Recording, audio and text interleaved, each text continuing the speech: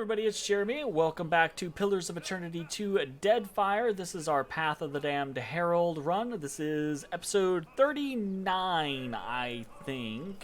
And we are on this island. I think we're supposed to rename this one. Not sure though, so we're gonna go investigate.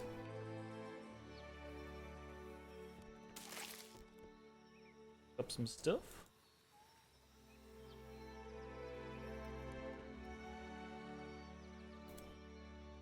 Here. Amira's whisper. A light fog curls about your ankles. Breathless, whispering voices call to you from the darkness. They cry in half-uttered sentences, moans, gurgles, screams. What few words you can make out among the chorus beg for mercy, for an end to pain. Step into the fog. Wisps wind around your torso and cling to your skin. The cries become shouts and the chorus screams. The fog thickens until you see nothing but its swirling, ghostly shape. Dark forms appear in the fog. They circle you for a moment, here and the next. Ask Shodi to draw the spirits into her lantern. I think it's time for you lost lot to find the light. This way now. That's right. Aloth nods and a quiet smile etches across his lips. Maya smirks and folds her arms. The dense fog swirls into Shodi's lantern. You hear the faint tink of metal striking the ground. Bend down to examine it and discover a small necklace.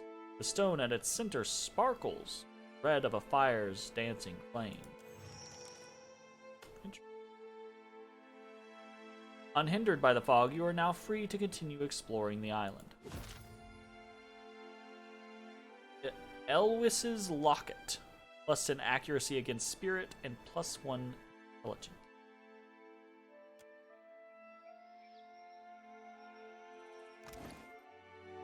We actually have on... Okay, we've got a slightly better setup there, I think.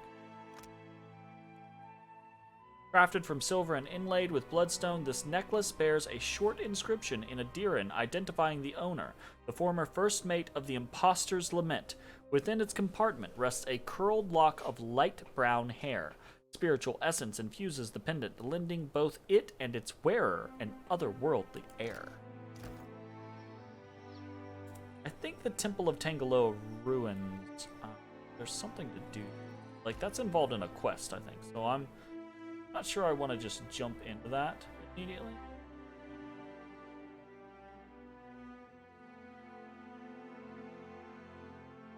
Fire kelp for.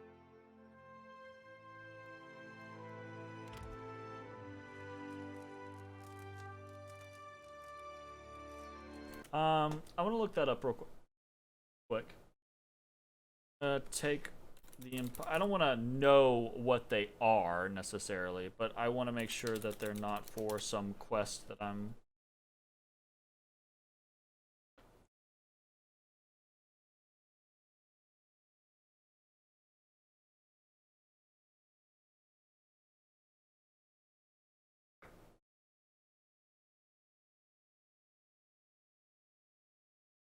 Oh, I remember.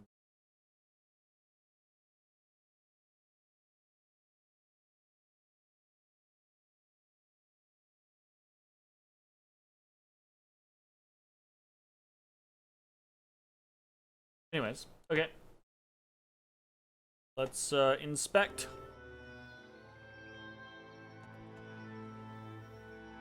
You stumble upon an ancient shipwreck. Its sails hang from the main mast like cobwebs shredded by cannon fire and vicious winds.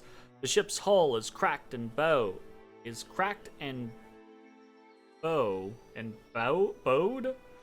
but there may still be something inside worth salvaging. Sift through the wreckage.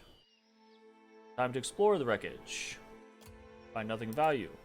Look around the wreckage. Find some usable ship supplies. Tar loaf. That's funny.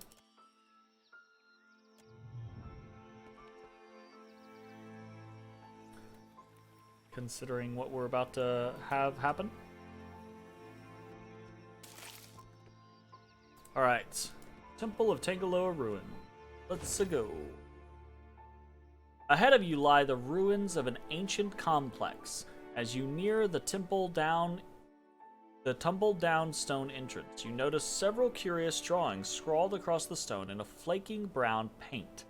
You bend down to get a better look and discover that the drawings depict violent images of decapitations, dismemberings, hangings, and sundry other terrors. Let's go. Light from the distant torches flickers on the ruined walls. Unintelligible words float to you on a breeze that reeks of carrion and the metallic tang of blood. Oh shit. Gotta deal with the cannibals!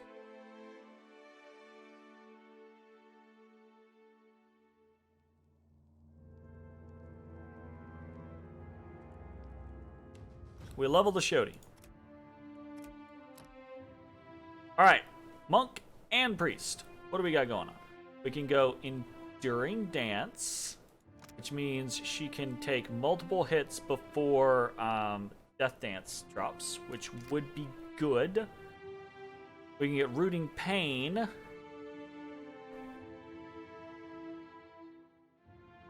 That's cool. When we gain a... It's not... I feel like it's not always, but it's occasionally.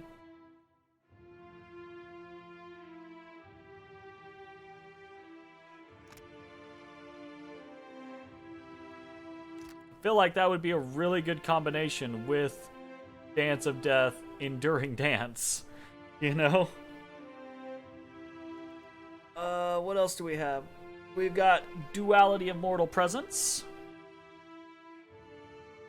2 modal abilities that allow them to switch between linking their incoming wounds to their body, constitution, or their mind, intellect. The pain from the monk's wounds allows them to build armor rating against incoming attacks. That probably is pretty good. Or they can channel it into adding a proportional fire bonus to their melee damage.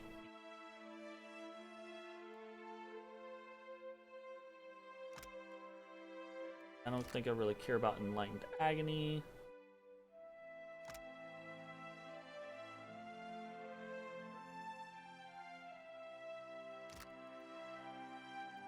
Okay, so I think probably we're going to go for Enduring Dance. And the hope is that we can keep that up more. We'll see, though. And then we have Priest. Get Spell Shaping.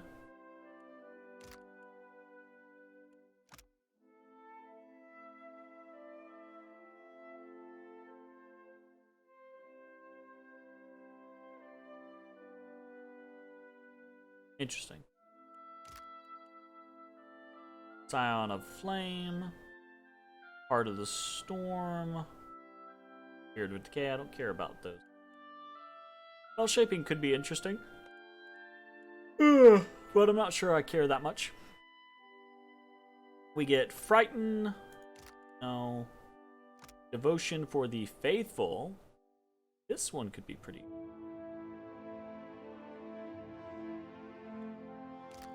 cool. Litany of the Body, you get Hardy.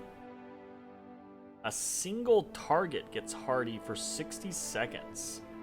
60 seconds is a long fucking time in this game. Hardy is pretty strong. +2 armor rating, +5 constitution. I could put that on her.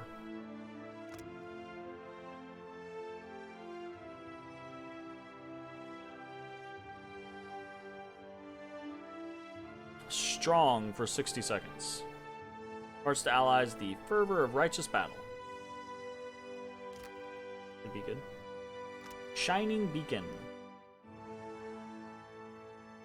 Enemies in the area of effect to take penalties to all defenses and accrue burn damage over time.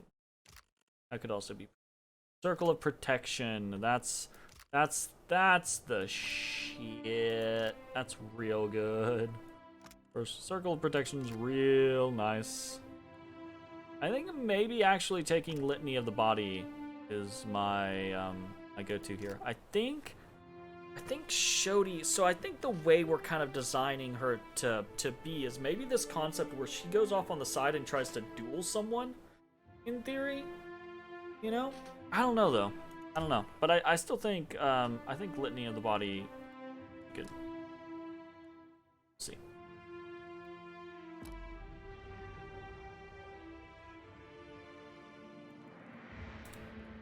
Happy to oblige. We do want to start using Enduring Dance in the future now, though. And the plan there is to just, I guess, utilize it to spam. Well, we wouldn't have to. We could, I guess we could get it to a point to where we just use it for defenses. I don't know. Jody sways on her feet, a soft, low moan easing from her throat. She rubs a thumb over worry-bitten lips. Feeling okay? Sweat trickles a line from her temple to drip from her chin. Her eyes are hazy, far off. Watcher. Slowly, she swallows, throat working to bring her voice back, or to keep her meal down. It's nothing but awakened terror. Soon to pass.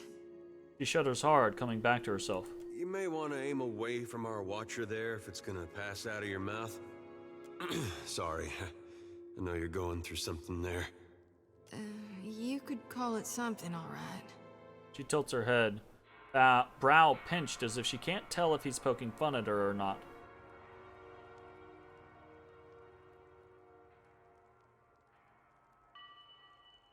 That's the romance option. Want to talk about it? Now, there's no need for that. Unless...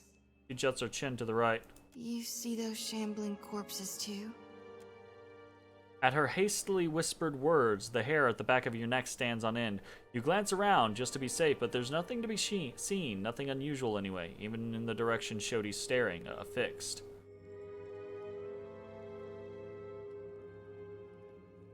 What do you see? I see a body of stitched together parts and flayed flesh. It's got 3 heads and 4 stretched limbs. On each of its heads curves 3 white horns from above 3 blind eyes. The beast is big as a mountain, and shambling toward us beneath the sun turned black as slow. Damn. Her eyes roll skyward and she teeters on her heels as if she's riding the cusp of a seizure.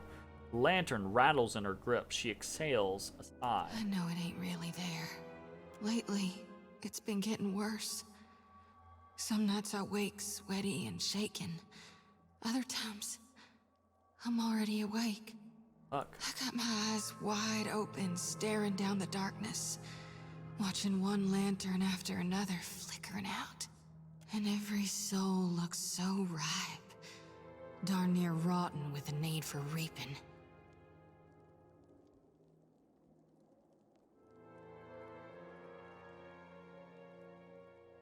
Embrace the harvest. We can relight the lanterns of hell given enough time. All is not lost. I sure hope you're right, Watcher. 'Cause if you're wrong... Nervously, she jiggles her lantern, eyes lost in its flames. No, I know you're right. Gon's chosen me. So until I figure out what's needed of me, I'll do my darndest to help you on your path. Lifts her gaze to your face. We'll figure this out together. Yep. Shoulders squared, she looks off into the distance. Is there anything we can do to alleviate your nightmares? I'm carrying more souls than I've ever shepherded before. So, I don't know that it'll work this time, but used to be. When the dreams were riding me hard, I'd cleanse my soul before Gon. If we stop by the temple in Nekataka, I can perform the ritual. Please, I need the relief. It won't take more than a minute under Gon's statue, that's all. Yeah, What can I do? I don't take of it. I take 3 days under the statue. Fuck. I'm here. So no issues with that.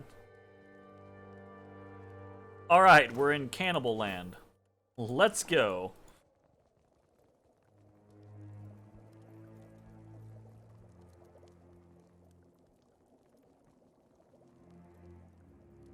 Fat bubbles thick on the surface of this pot. The rising steam smells sweetly.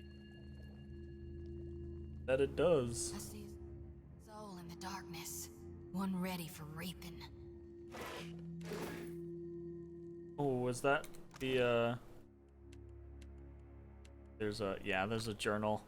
Angfor's journal. Oh, this is gonna be some reading, y'all.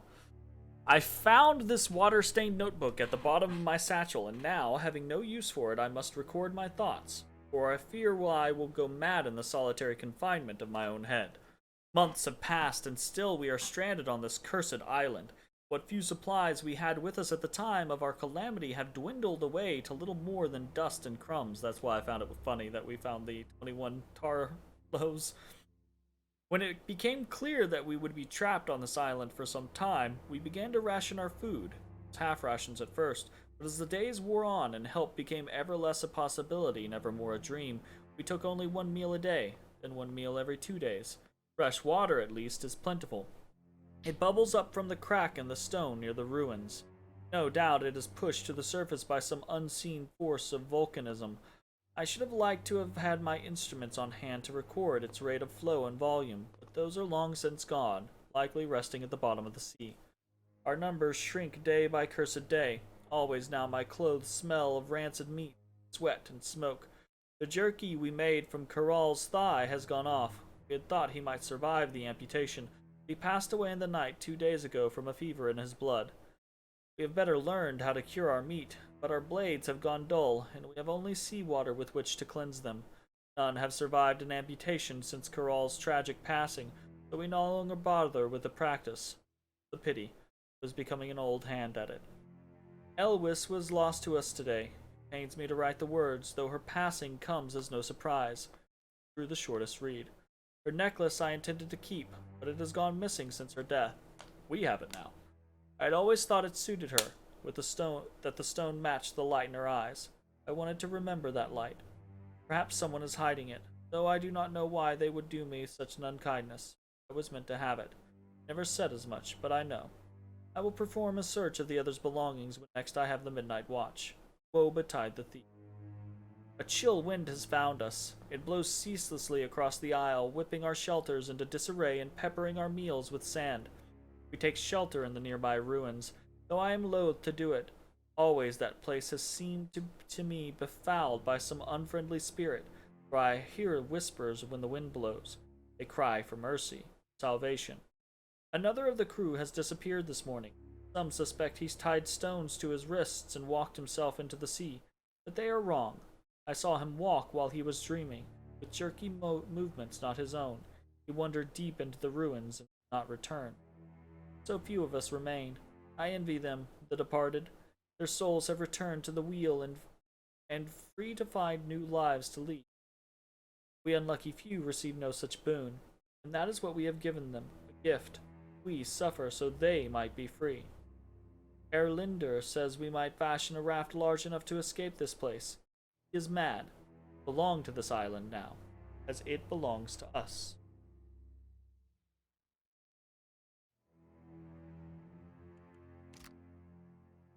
Alright, Cannibal Island, here we go.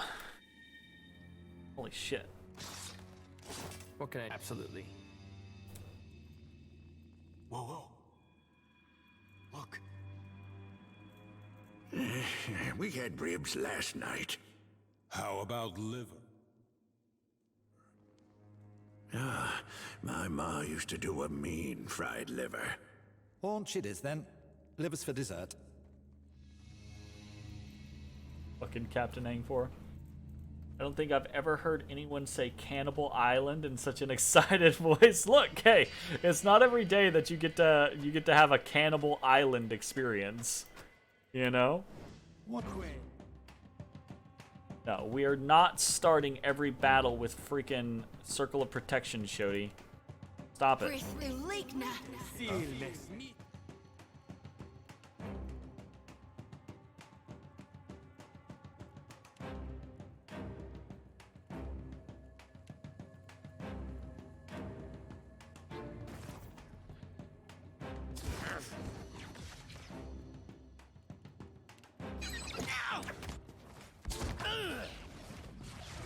That's not very helpful.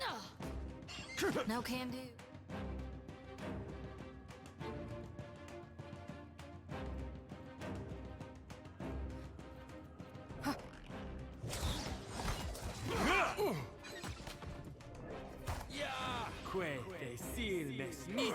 I don't understand what her situation is. Curses. Oh, good. No can do.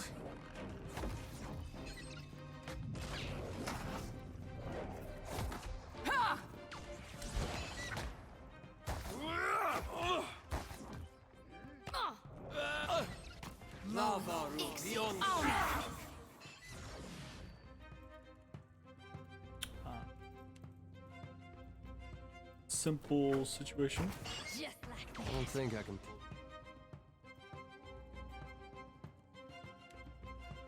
Try a different position. Moe. Ixie. On.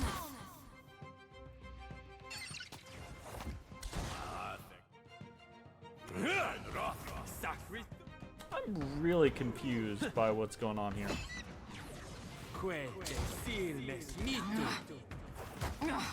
Nuh-uh. Didn't work. I don't think I can pull that off. On.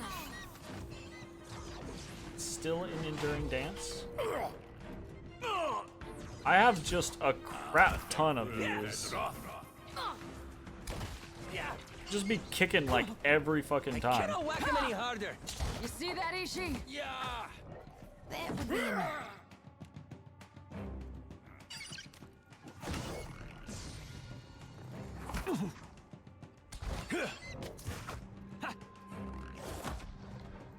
Moe. Ixie. On. That dog won't hunt. I'm here. That would be enough. Yo, they're like, you can go around, you know? Oh, good.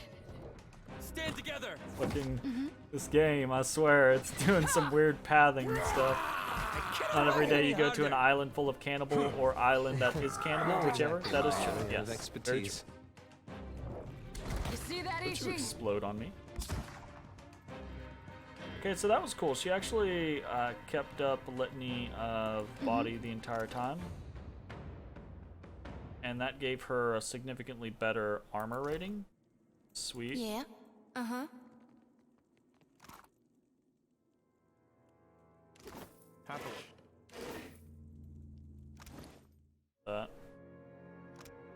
Kith meat recipe. The paper is ragged edged and stained with grease.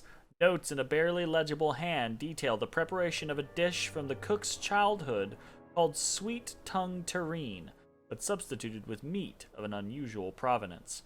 At the bottom, someone has scrawled, "Make for Aelina and June when I get back home." Yeah, that's a little messed up. That's a little messed up.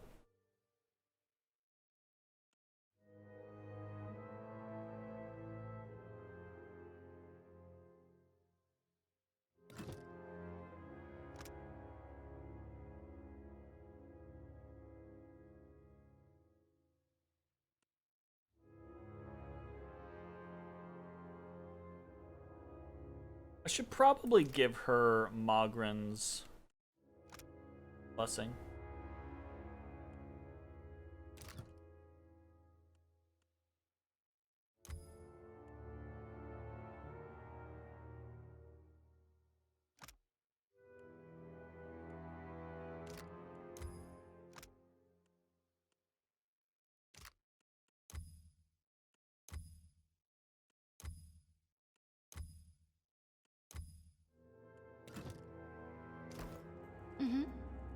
Sure thing.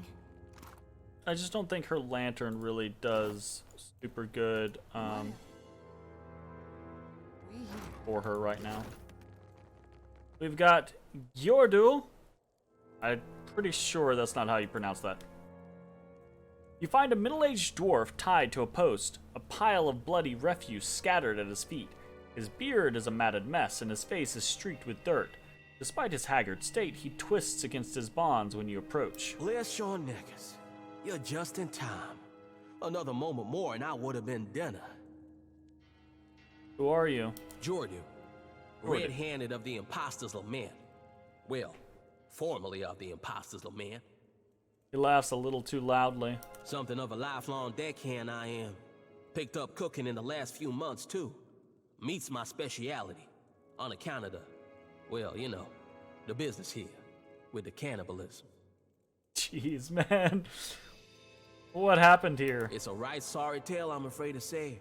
Our ship, a beautiful ship she was too, ran aground in a storm. Waves so high we couldn't see a damn thing, you understand?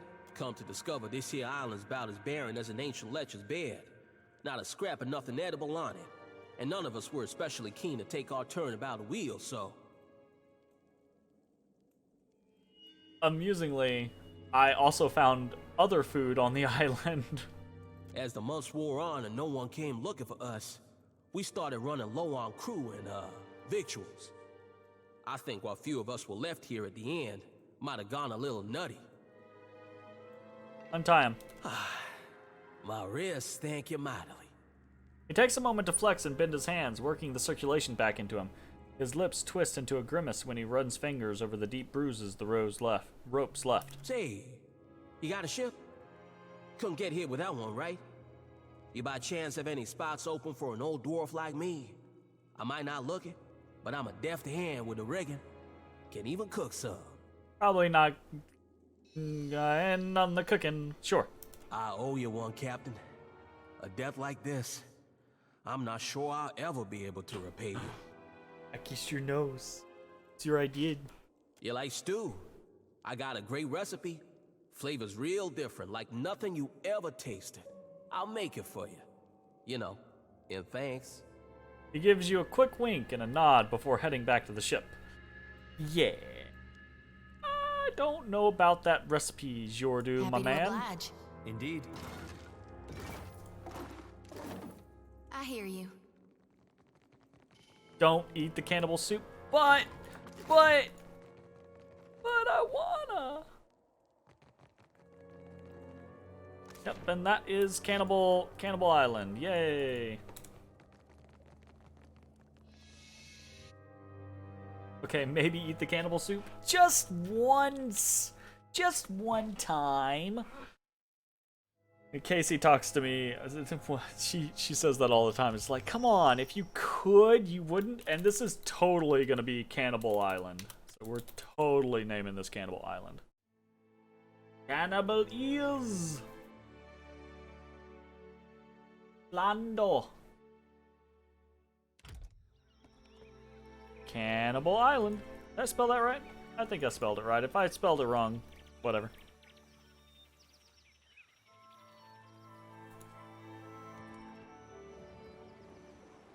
Yeah, that's what they, absolutely, that's what they said the first time they tried the recipe. I know how this works. Well, let's go do this shipwreck.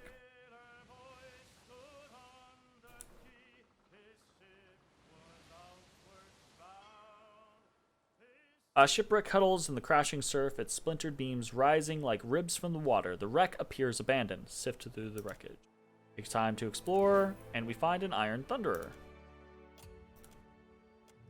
Okay, didn't find much there.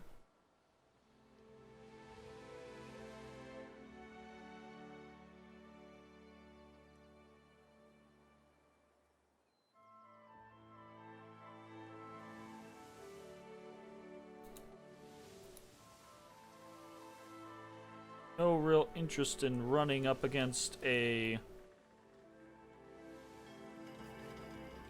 super hard fight. How are my ship goods? Okay, we're still just fine for now.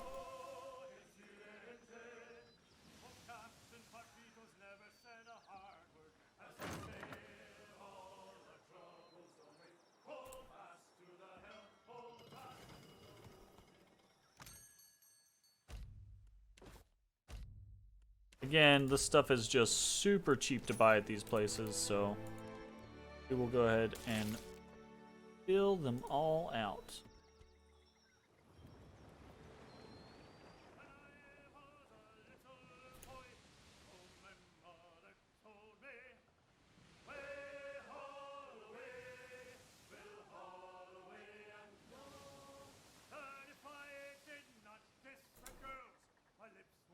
Oh no. Oh no. Why do cannibal stories make human meat sound so good? Like, oh my god, this is the best food in the world. It's made with human meat, but it's so good. Like, how do these authors know human meat tastes so good that they have described it? So what it is, well, one, that's just alliteration. So that's just, you know, that's people just taking liberties with what it is.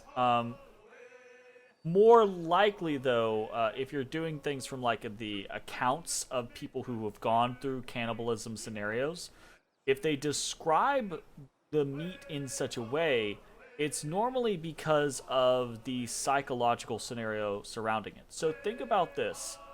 How much better does food taste to you when you're really hungry? Like, think about the last time that you were really, really hungry and it had been a while since you've eaten, and then you had a meal, and how awesome that meal tasted to you. Even if it was just a plain, regular meal, right? That's an actual, like, a scientific thing. Your body actually interprets those scenarios as more favorable because you're you know, feeding itself in a moment of starvation.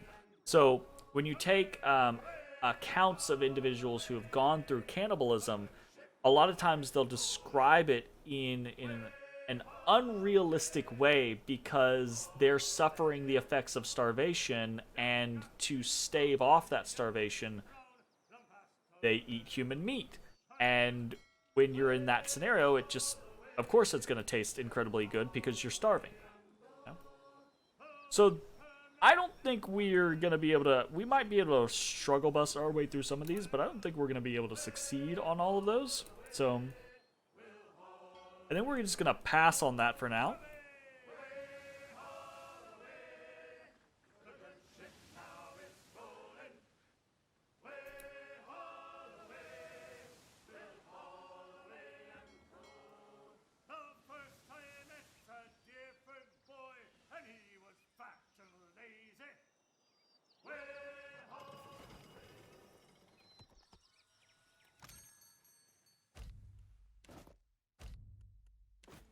Luminous Audra Dust. Probably not gonna buy that. I was joking. It makes sense though. Yeah. It's actually I don't know if there's a name for it or anything like that, but it's a legitimate phenomenon. A tomb raises from the earth before you. Its stone exterior is well wrought and decorated with reliefs of Tangaloa and Gati. It likely houses the body of someone important to a local Huana tribe. Search the location. Find a sword. Ring of Unshackling.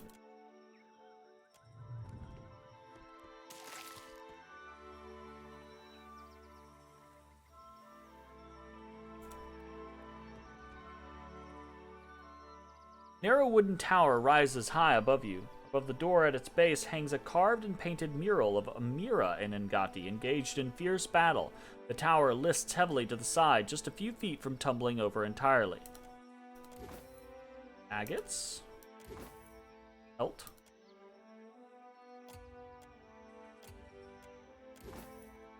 Elementalist Grimoire.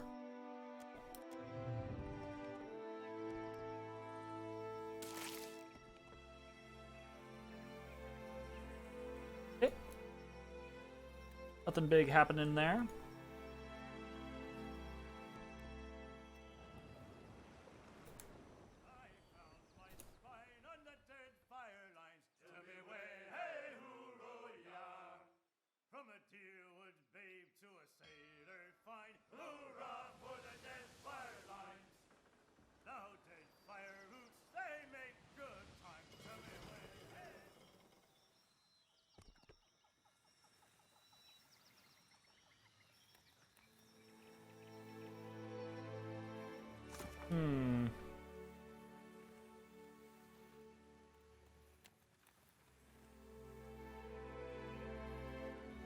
Two uncharted islands to the north and south of Port Mage.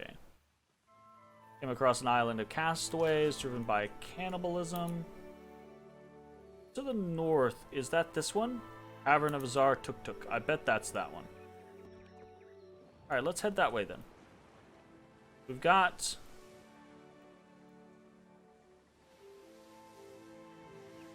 Yeah, we've got a half a dozen different things up here. Absolutely, I guarantee that's this one. Alright.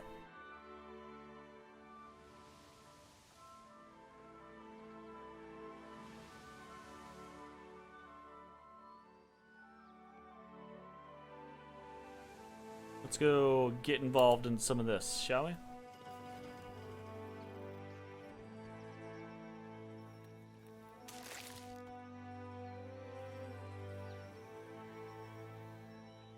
The Howling Gorge.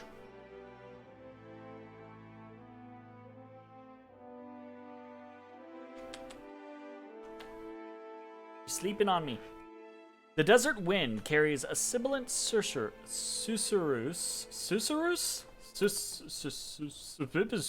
I don't... What? I will freely admit when I do not know what the fuck a word is. Susurration. Gotcha. Susurration. Susurration. So a susurrus. That's susurrus? A susurrus? That's odd. I've heard susurration before. But I've never seen the susurrus version. Interesting. To your ears from the canyon ahead, punctuated by cracks and pumps, it reminds you of eggs on a hot pan or a fire in dry brush. The low growl that accompanies it, however, raises the hair on the back of your neck. Listen carefully. The sound resolves into a rhythmic chittering, slowly and cyclically rising and falling. It sounds like a chorus of voices in human. Send Ishiza to scout. Maya nods to you, raises an arm. Ishiza takes wings, streaking into the sky, and soon he is nothing but a small dot circling above you. He returns a few minutes later, alighting on Maya's arm. One drake and a handful of Zarops. We can get the drop on them if we're careful. Who's a good boy? Maya tosses Ishiza some meat from her pack. Continue cautiously forward. Carefully enter the desert canyon, keeping to the shade cast by the tall standing stones. Ahead of you, a group of Zarops chant, hopping back and forth on skinny legs, shaking their spears. Nested between them rises the black leathery form of a drake. The creature's wings rise above it as it tears at the corpse of a boar at its feet. Continue watching. With a mighty twist of its muscular neck, the drake tears the boar in half, rises up on its legs, lifting its head, and swallows the back half of the boar whole. The lump of the animal visibly travels down the reptile's throat. One of the Zarops hops forward. It tears its feathered headdress from its head and tosses it aside. It drops its staff a moment later and spreads its arms before the drake. The large beast peers down at the Zarop then, with a flash of movement, eats the smaller wilder in a single bite. The other Zarops cheer, banging their spears against their shields. Use this distraction to sneak closer. You move quietly from stone to stone, entering the canyon without drawing the creature's attention. Nice, Odie. Nice, Odie.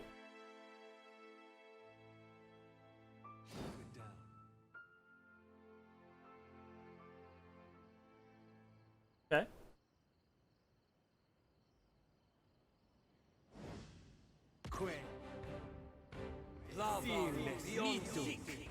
That's not very helpful.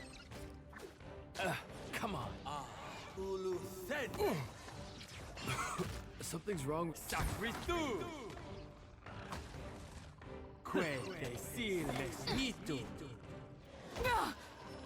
You were saying? Oh, good. What can I do you for? Speak freely. That's not very helpful. For the wrong Anui. Still got it. What can I do you for? Mo, Ixie, Ona.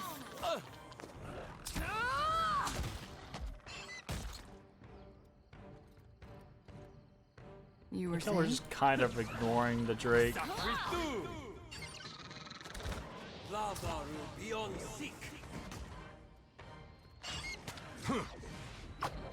Man, I'm over level for this shit. Nothing I can do. And it's funny, no amount of like, cause I have Oh, good. I have things set to scale up to me. No amount of scaling up to me is gonna make Zarups and a young Drake You were saying? fucking matter.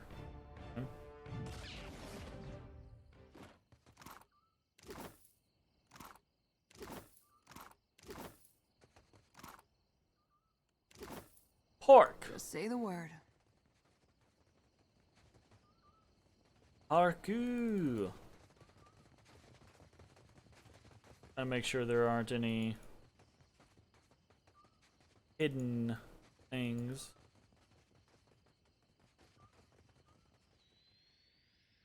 Okay, looks like that's a note. Odie boy, you must be pet. Even though I've been loving you and pet, you must receive more of it. There you go.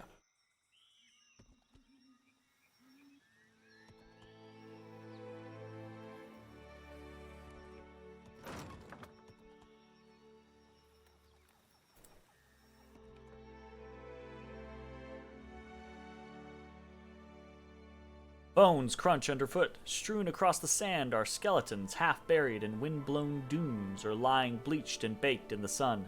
Their corpses still wear the tattered remnants of their clothing, their packs tangled in their limbs. Worms circle like vultures high above you. Search the skeletons. Seriously?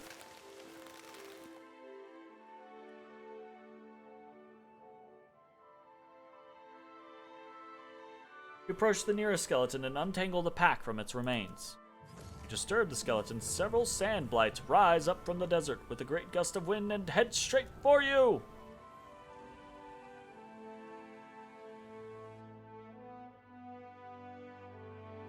We have been attacked. No, I do not want to use that every single time. Stop it. Just like that. That dog won't hunt.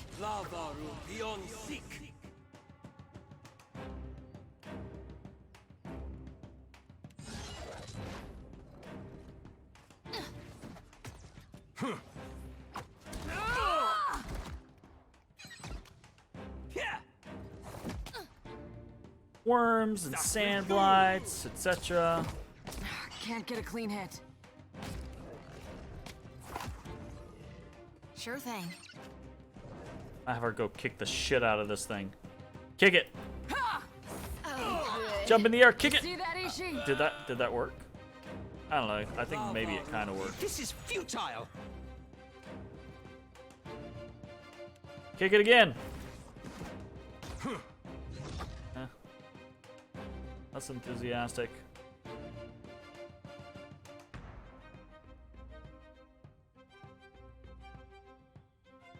Maybe I shouldn't go Torment's Reach. Maybe I should go with the stun. Curses.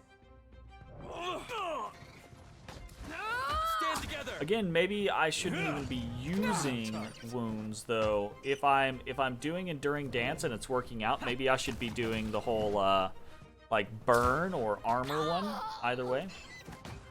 That's not very helpful. Never you mind that miss. I'll land the next one. Just like that. Yes?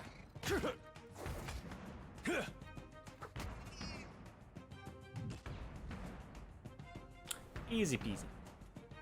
Yes? Ooh, healing hands.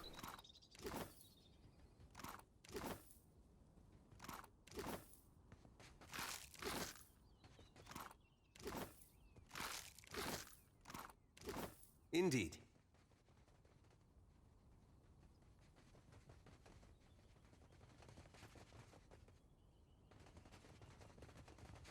It says the exact same layout as the other plays.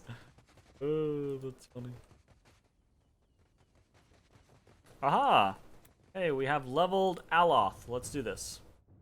Arcana, history, swank, swank. He's got fighter now. Which I think the only thing I care about here is weapon specialization. Probably.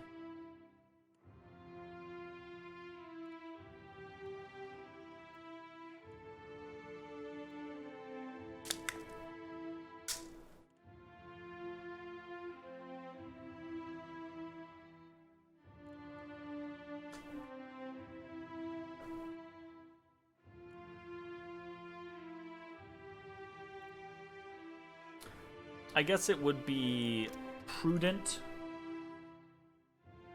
to have something like charge to be able to get out of the way. But we're just gonna go with weapon spec for now. All right, new spells. Who dis? Concussive is great if you're actually doing a caster. Not.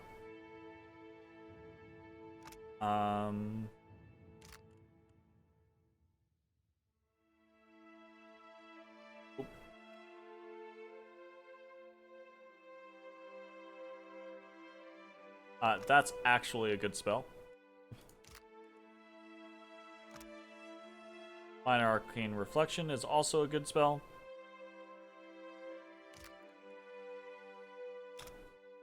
Essential Phantom is also a good spell.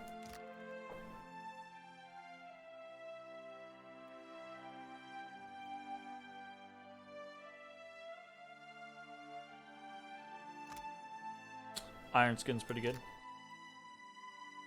We'll do Essential Phantom. A fun one. In theory, if you have a good setup, you can Essential Phantom and basically have a second attacker.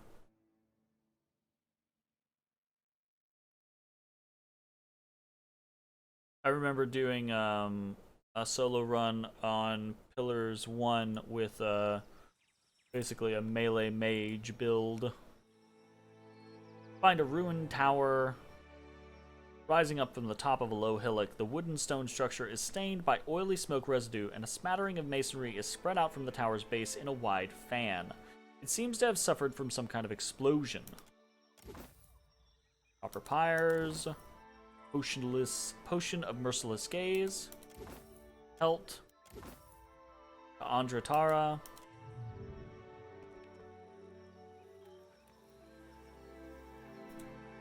Alright, last thing that is here is the Cavern of Zar Tuk.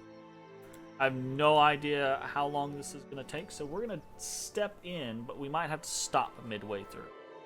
You come upon the opening to a small cave. Putrid gusts of hot air burp from deep within, and you hear the faint chitter and hiss of Zarups in earnest conversation. Enter the cave. Your boot crunches through a drift of brittle bones as you creep into the Zarup lair. Whoops.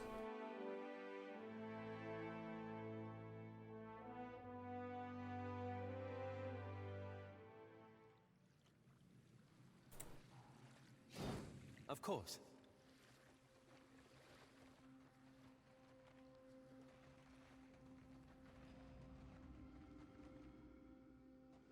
Of course. Oh, that's a... I don't like that as a sign. Wait. Look there.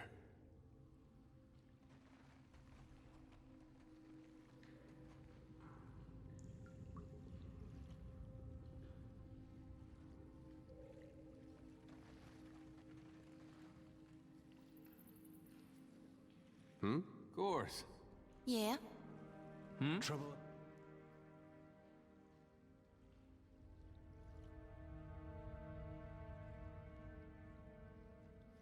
Ahead.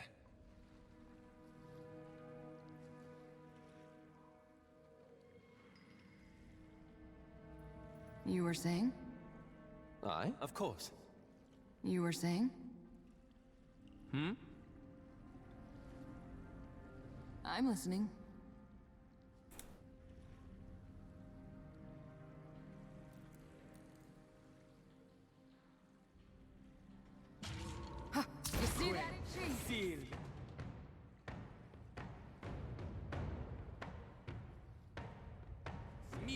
What can I do?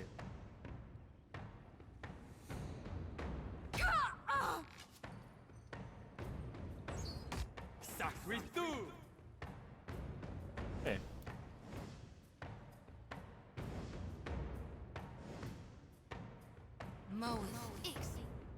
Oh. Well, actually, in this case, I will say never mind. But not right there. That's like a really shitty location for it. It's only 10 seconds. I don't want that. I want you to just do this.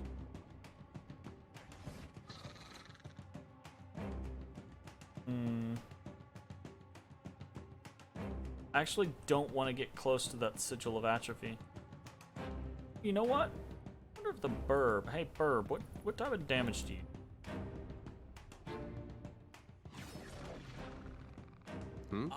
You see that? Good thinking.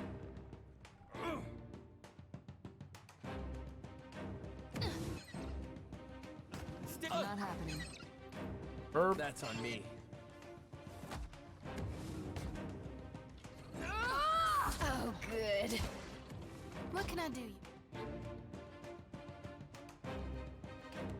For Yeah.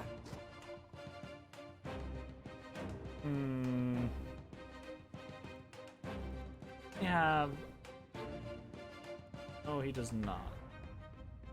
Oh yeah, he does. Oh wait, that doesn't have any. afraid not, Captain. I'm no help here. Captain, just say the word. Just like that. That's You embarrassing. see that, Ishi? I think that's beyond me. Trying to not get super atrophied over here. Alright, there we go. Me too. We're losing. Folks. Oh, good. It's no use. Not exactly my area of expertise.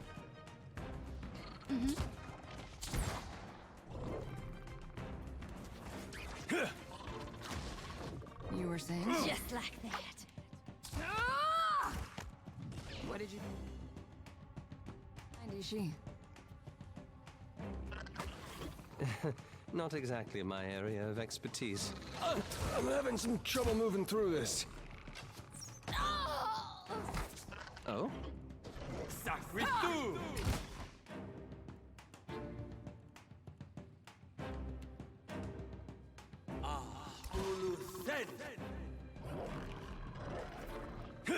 That would be a no. Take that.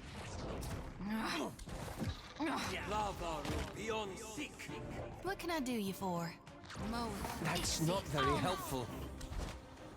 Captain, Good. let's go.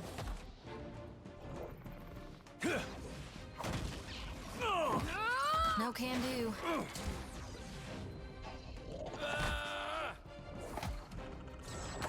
Yes? Just like that. Bristol Ligma.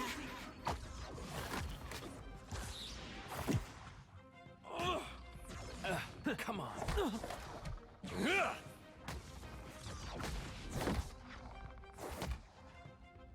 So good. That's it. Yes? Jeez. I shall. Cody's fucking creepy ass laugh, my man.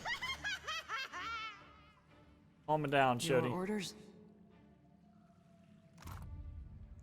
Hey, Shimmer Scale.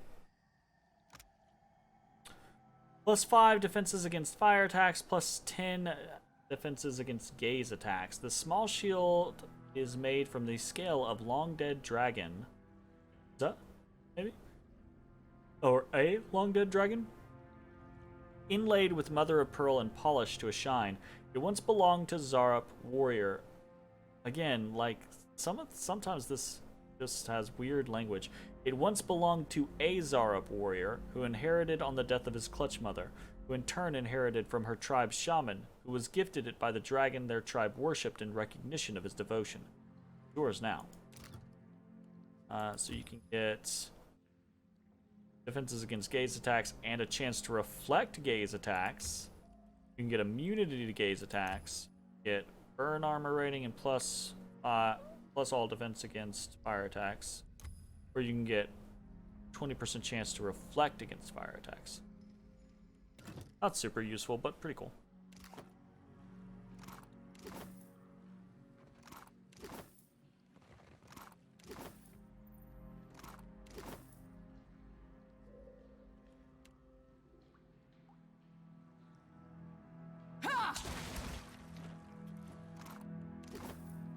Indeed.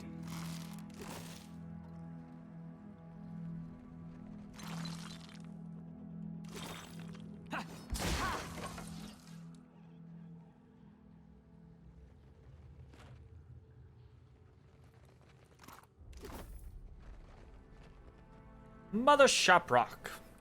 From between the bars stares a frail and sickly Zarup. It shrinks when you near, pressing itself to the furthest corner of its cage, trembling.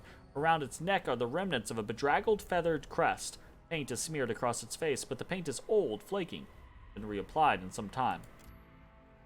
The Zarup's regalia tells you they must have been an important figure in the tribe, perhaps a high priest or a mother, but its condition makes it clear that those days are long past. What happened to you? The Zarup watches you with an unreadable expression on its face and says nothing.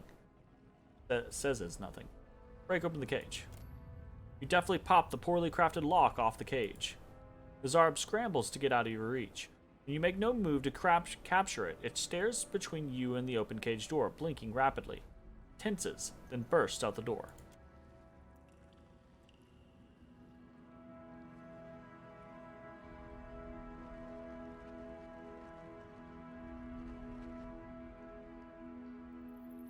The Zarup watches you intently. Who locked you up? The Zarup scuttles behind you and grabs hold of your leg. It points across the cave to the corpse of a large, well-adorned Zarup, one of their champions. Scowls. Why are you following me? The Zarup tilts its head slowly and blinks. It narrows its eyes like it can't quite figure out what you mean. It glances back at the cage you freed it from, then stares at you expectantly. You always follow your leader around? The Zarup clings tightly to your leg and refuses to let go. You want to come with me? It stares up at you unblinking and finally releases your leg. When you make no move to chase it away, it hops up and down excitedly. I don't know if that counts as animal kindness, Adair. Not sure a Zarup's actually an animal. But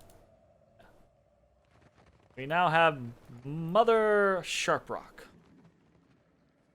Sweet. I think that is the last thing to do here. So that should be next isle conquered.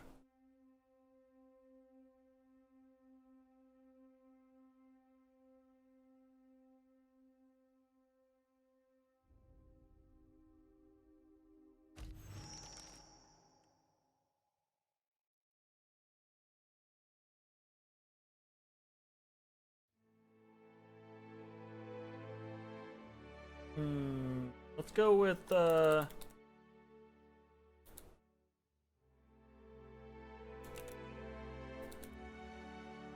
Sharprock Isle. In honor of Mother Sharprock. I will forget why I've named this island this by the end of this run. Absolutely.